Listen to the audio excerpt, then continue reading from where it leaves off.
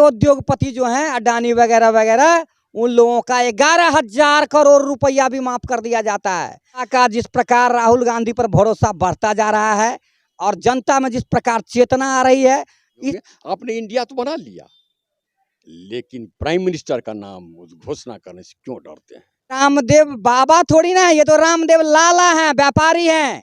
और मैं रंजीत कुमार, आप देख रहे हैं खबर आज तक। अभी मैं बेनीपट्टी में मैं आप देख सकते हैं कि हमारे साथ कहा जाए तो बेनीपट्टी व्यवहार न्यायालय के महासचिव ईश्वर चंद झा जी हैं और साथ ही साथ कांग्रेस के कार्यकर्ता भी हैं। तो आपको मैं बता देना चाहता हूं कि जिस प्रकार से कांग्रेस के खेमे में कहा जाए तो कांग्रेस के नेता को जिस तरह से परेशान किया जा रहा है, वह भली भांति हम आप सभी लोग देख रहे हैं।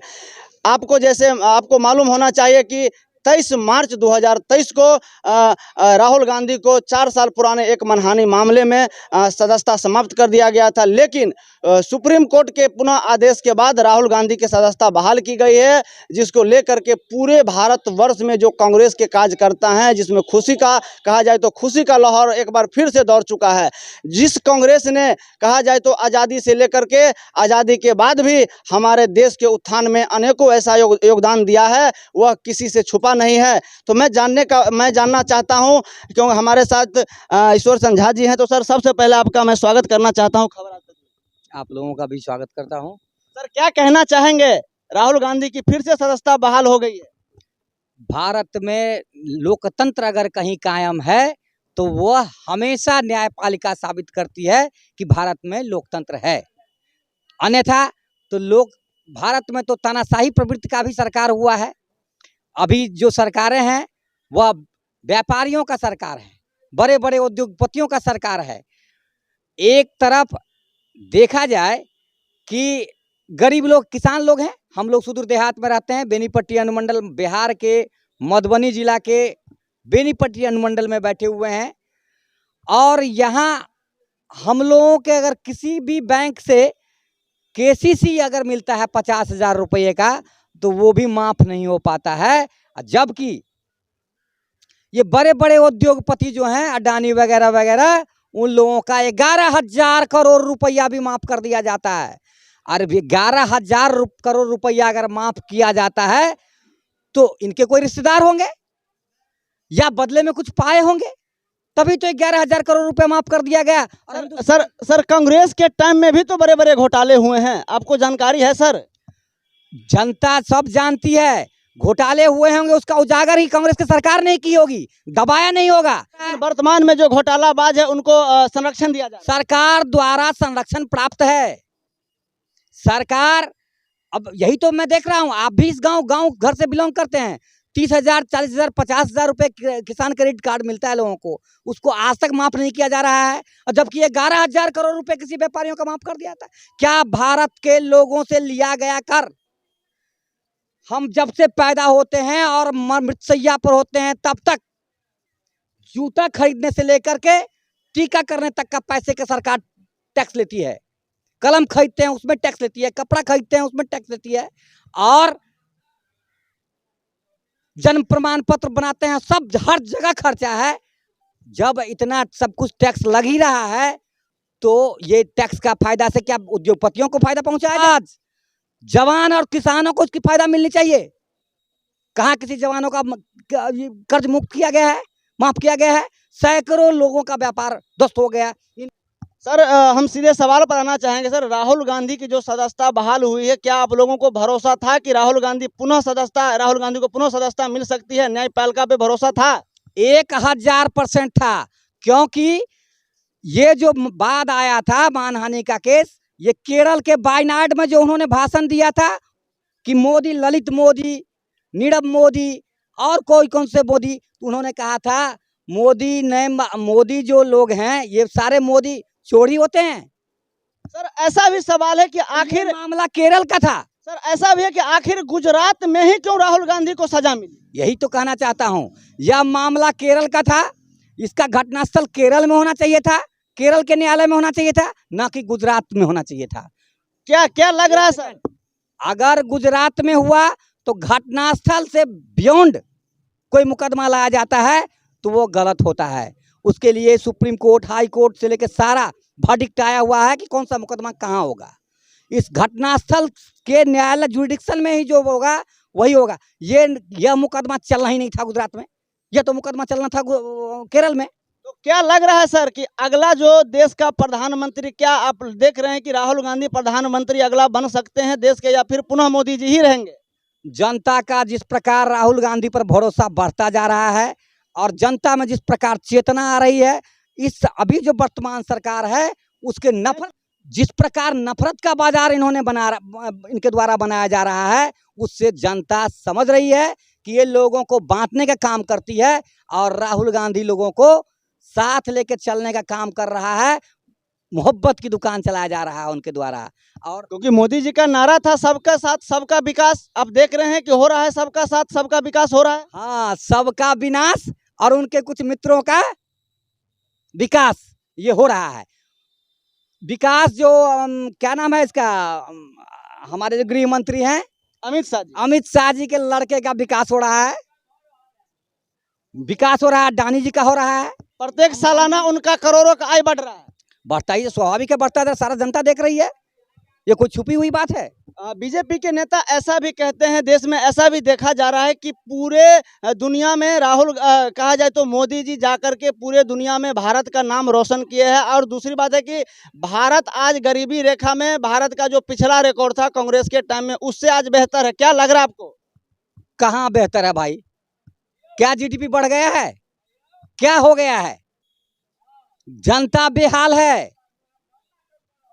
यहाँ लोगों को खाने का अभाव हो रहा है। क्या लग रहा है जो दल इंडिया जो दल बना है, उस दल का 2024 में प्रभाव पड़ेगा, ऐसा लग रहा है आपको?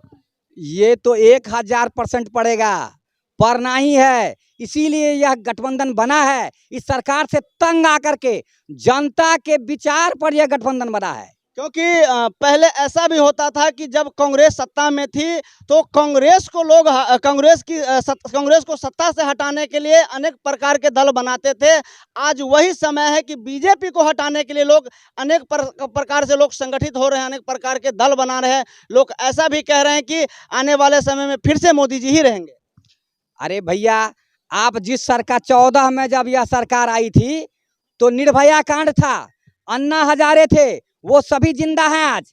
एक षड्यंत्र था कि किसी प्रकार व्यापारियों का किसी प्रकार इसको लाया जाए, चौथी पास को प्रधानमंत्री बनाया जाए ताकि यहाँ शिक्षा की व्यवस्था बनी रहे। क्या लग रहा है सर 2024 में राहुल गांधी को इंडिया जो दल बना है वह उम्मीदवार बनाएंगे, या फिर बिहार से नीतीश कुमार जी को लग रहा है आपको, या फिर अभी घोषणा नहीं होगी? देखिए, राहुल गांधी को अगर प्रधानमंत्री बनाएगी तो जनता बनाएगी, जनता से बड़ा कुछ नहीं। उम्मीदवार का घोषणा तो होना चाहिए ना। आपको दिखाई नहीं दे रहा है? आप पत्रकार हैं, आपको सदन में जाके समझ में नहीं आता है कि अभी ओपन नहीं हो पा रहा है। लोकसभा में हो क्या रहा है, दिख क्या रहा है, ये समझ में नहीं आ रहा है आपको? क्या कहना चाहते हैं 2024 के लिए आम जनता को, क्योंकि जनता के जहन में जो बैठी हुई है मोदी, क्या कहना चाहेंगे?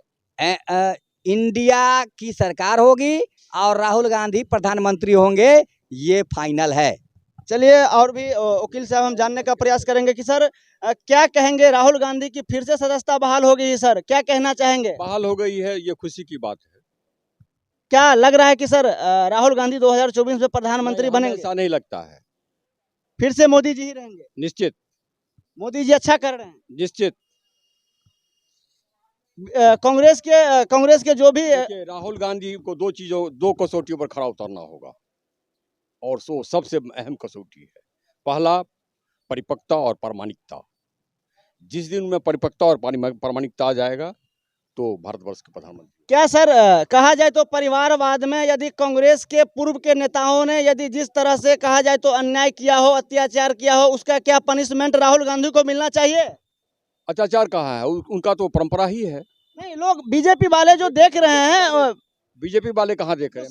70 साल का जो कार्यशैली है उसके बारे में बताया जा रहा है कि कांग्रेस के अनेकों नेताओं ने कांग्रेस के कार्यकाल में घोटाला हुआ, कई ऐसे भी घोटाला है जो कांग्रेस ने उजागर किया। लेकिन कांग्रेस की जो पूर्व की जो सरकार रही है, क्या उसका भुक्तभोगी राहुल गांधी हैं? राहुल गांधी अपने कर्मों के लिए भुक्तभोगी हैं। राहुल गांधी प्रधानमंत्री के उम्मीदवार के लायक नहीं है। वो डिक्लेयर करें, अभी तक घोषणा नहीं कर पा रहे हैं। क्यों नहीं करते हैं? क्या लग रहा है कि मोदी जी अच्छा कर रहे हैं? निश्चित मोदी जी के साथ जनता है, निश्चित पुनः 2024 में मोदी जी की सरकार बनेगी, निश्चित मोदी जी पुनः प्रधानमंत्री बनेंगे। निश्चित।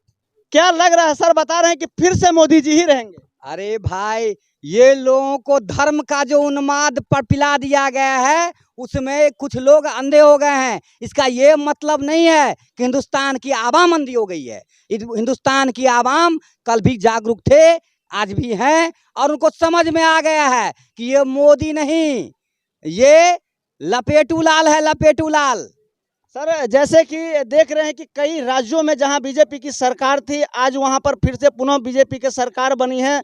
फिर से ऐसा ना हो कि 2024 में जनता मोदी जी को नकार दे। राजनीति में परिवर्तन होता है। आज मोदी 10 साल से हैं, कल क्या होगा ये भविष्य की बात है। सर क्या लग रहा है कि 70 साल में देश का विकास हुआ कि नहीं हुआ? संतोषप्रद नहीं कह सकते हैं, लेकिन 10 साल में जो विकास संतोषप्रद है। क्या है सर, कुछ टॉपिक इनवाइट। आप जैसे देखिए, आप सबसे पहले तो आप ये देखिए कि अभी जो वर्तमान में वंदे मातरम ट्रेन है, कितना खूबसूरत ट्रेन है। पहले एयरपोर्ट देख लीजिए आपका, हम आज दिल्ली 2 घंटा में पहुंच जाते हैं, 3 घंटा पहुंच जाते हैं। एक ग्रामीण क्षेत्र से दरभंगा में हो गई है। आदमी के लिए तो ट्रेन तो सबों के लिए है ना। भी अपने सबसे पहले आज तक उनके पार्टी या इंडिया जो नई पार्टी है, अभी तक वो फोरकास्ट क्यों नहीं करती है कि राहुल गांधी प्राइम मिनिस्टर में? क्यों छिपे में, क्यों? क्या कहना चाहेंगे सर? देखिए, हमारा कहना यहाँ है कि आपने कहा 70 साल में विकास क्या हुआ और 10 साल में इन्होंने क्या आमूलचूल परिवर्तन कर दिया। 70 साल में जिस जगह पे आप खड़े हैं, वो जगह 70 साल से पुरानी है। इस भी 10 साल से पुरानी जगह है। यहाँ अनुमंडल बने 30 साल हो गए हैं। ये जो सड़क आप देख रहे हैं, उसका भी 100 साल 75 साल हो गया होगा। 70 साल स्वतंत्रता के समय से आज तक बन रहा है। हाँ, इस पर जो विद्यालय में आप पढ़ के आए होंगे, जो हमारे सर फ्रेंड हमारे पढ़ के आए होंगे, वो विद्यालय भी उसी सरकार के समय बनाया गया होगा जो 70 साल पुरानी है।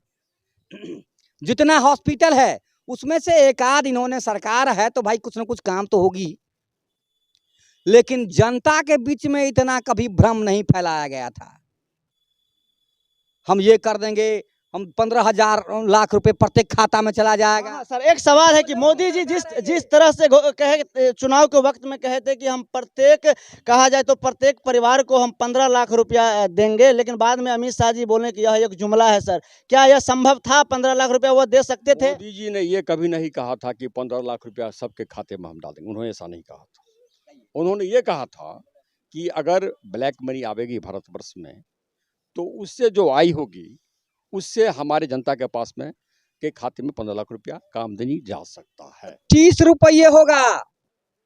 अरे रामदेव बाबा थोड़ी ना है, ये तो रामदेव लाला हैं, व्यापारी हैं।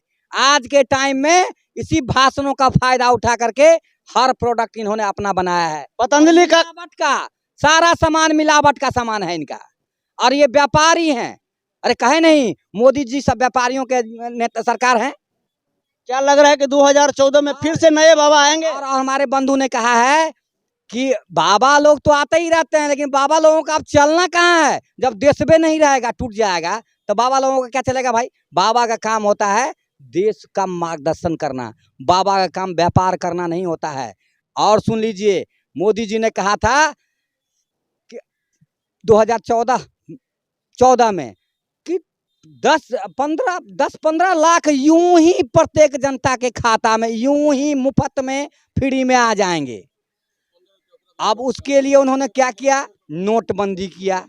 अरे भाई, नोटबंदी क्यों किया? कि ये जो काला धन है वो वापस आ जाएगा।